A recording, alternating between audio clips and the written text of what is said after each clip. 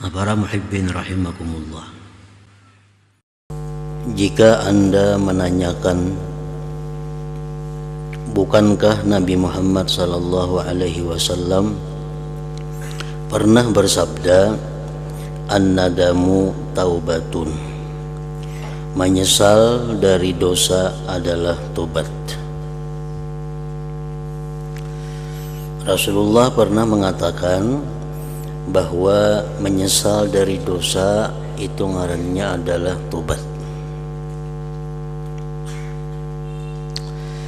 Beliau tidak menyebutkan seperti apa yang engkau tuturkan, yakni adanya syarat tobat. Imam Ghazali menyebutkan dalam minggu dahulu dalam kitab ini bahwa tobat itu ada beberapa syarat. Sedangkan Nabi mengatakan tobat itu hanya artinya menyesal.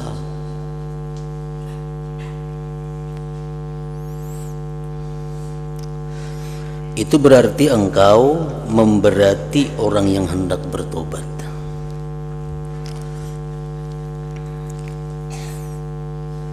Imam Ghazali mengatakan syarat tobat itu menyesal, berhenti, kada mau ulang lagi, mbah itu pulang karena Allah.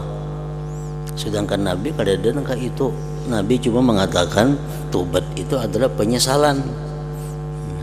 Berarti engkau wahai Imam Ghazali memberati orang yang hendak bertobat. Nah, jawaban beliau, pertama-tama ujar Imam Ghazali, ketahuilah bahwa penyesalan itu merupakan sesuatu hal yang tidak berada dalam kekuasaan hamba.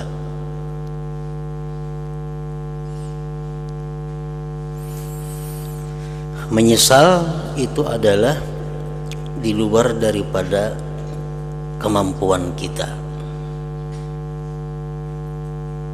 Kawalah kita menyesali sesuatu, amunnya kada hendak menyesal kada kawa. Umpamanya kita tadi melakukan sesuatu perbuatan, umpamanya minum susu.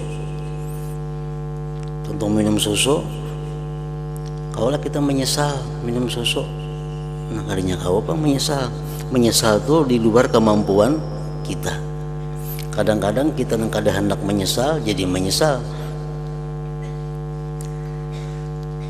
Nah, jadi menyesal itu di luar kemampuan seorang hamba. Cobalah pikir, orang-orang kadang-kadang menyesal lantaran melakukan berbagai hal, tetapi sebenarnya ia tidak mempunyai kehendak menyesal. Ada orang yang menyesal setelah melakukan perbuatan, padahal ia kada hendak menyesal.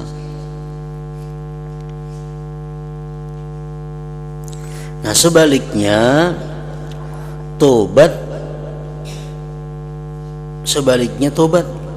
hamba kuasa melakukannya dan ia diperintah supaya bertobat. Setiap kita diperintah oleh Allah melakukan sesuatu, itu pasti kita bisa melakukannya. Pasti sesuatu itu berada dalam kemampuan kita. Karena Allah kada akan memerintahkan hambanya yang kada mampu. Allah kada akan memerintahkan kepada hambanya sesuatu yang di luar daripada kemampuan hambanya. Kemudian kita tentu tahu, andai kata ada orang menyesali perbuatan dosanya, yang lantaran dosa itu kedudukannya di kalangan masyarakat menjadi hilang, atau hartanya habis untuk berbuat dosa itu, maka penyesalan semacam itu tidak dapat dikatakan sebagai tobat, tanpa ragu lagi. Orang main judi, habis main judi kalah, harta habis, lalu inya menyesal, sepeda motor tasanda, harta habis karena kalah permainan, lalu inya menyesal. Nah, sesalnya itu kada termasuk tobat. Kenapa? Karena inya menyesal itu karena sesuatu harta yang habis. Inya orang yang terhormat di masyarakat, orang yang dimuliakan di masyarakat, lalu inya memperbuat satu dosa, ketahuan orang, akhirnya jatuh di dalam pandangan masyarakat, orang kada menghormatinya lagi. Lalu inya menyesal melakukan dosa itu karena kedudukannya di masyarakat sekarang kada dihormati. Nah, penyesalan itu kada bisa dikatakan tobat. Orang minum sesuatu yang memabukkan atau minum minuman apa, habis itunya sakit, habis itunya garing, lalu menyesalnya minum arak itu. Nah, sesalnya itu bukan karena Allah, karena sakit. Nah, penyesalan yang macam itu kada termasuk di dalam tobat. Nah, jadi dengan keterangan ini Anda mengetahui bahwa hadis tersebut di atas mengandung arti yang tidak dapat dipahami dari lahiriahnya begitu saja. Kan hadis Nabi tadi mengatakan tobat itu menyesal. Itu kadang-kala kita memaham sepindik itu. Kadang-kala kita mengambil kesimpulan dengan zahir itu hadis. Karena Nabi kadang merincikan menyesalnya karena apa? Padahal sudah jelas di hadis-hadis yang lain, sesuatu yang bukan karena Allah itu kada diterima Allah. Ibadah yang dilakukan bukan karena Allah ditolak. Nah, berarti satu hadis ini kada kau berdiri sendiri, pasti ada terkait dengan hadis-hadis yang lainnya.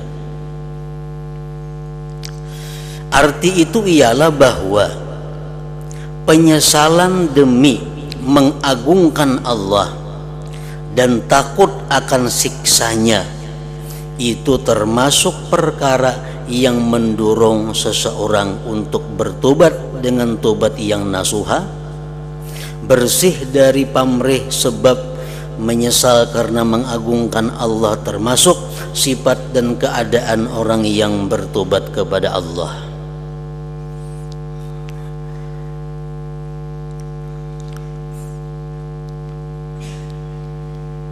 Penyesalan demi mengagungkan Allah dan takut akan siksanya, nah itu termasuk perkara yang mendorong seseorang untuk bertobat dengan tobat yang nasuha. Kalau menyesalnya itu karena takut kepada Allah, kalau menyesalnya karena takut, karena mengagungkan Allah, nah itu baru penyesalan yang membawa kepada tobat nasuha. Bersih dari pamrih, sebab menyesal karena mengagungkan Allah termasuk sifat, menyesal karena mengagungkan Allah termasuk sifat dan keadaan orang yang bertobat kepada Allah. Kalau orang ingat kepada 3 macam pendahuluan tobat di atas, ia pasti menyesal. Dan penyesalannya itu dapat mendorong dirinya untuk meninggalkan pilihan berbuat dosa. Nah, makanya dicari jalan supaya kawa menyesal itu. Karena mungkin ada jalannya, kan mau timbul penyesalan itu. Kayak apa supaya timbul penyesalan? Kita disuruh mengingat 3 hal. Nah, minggu dahulu, 1, mengingat buruknya dosa, jahatnya dosa itu. Yang kedua, betapa sakitnya siksaan Allah di akhirat. Yang ketiga, mengingat lemahnya tubuh kita menghadapi siksa itu. Nah, 3 hal itu kalau kita ingat, kita renungi, itu bisa menumbuhkan sesal dalam berbuat dosa. Nah, sesal dari hal-hal yang 3 itu dinamakan adalah tobat. Kalau sesalnya karena pamrih, sesalnya karena hal-hal lain, itu kada bisa dikatakan penyesalan yang artinya tobat.